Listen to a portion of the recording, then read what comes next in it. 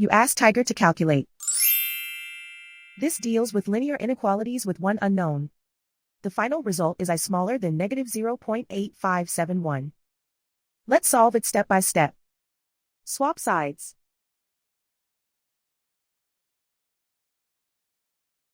Isolate the I. Divide both sides by 0.7.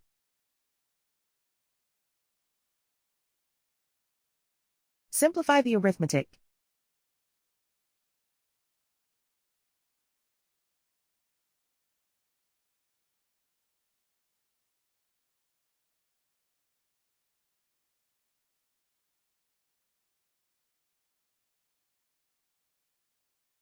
Plot the solution on a coordinate grid. And so the final result is I smaller than negative 0.8571.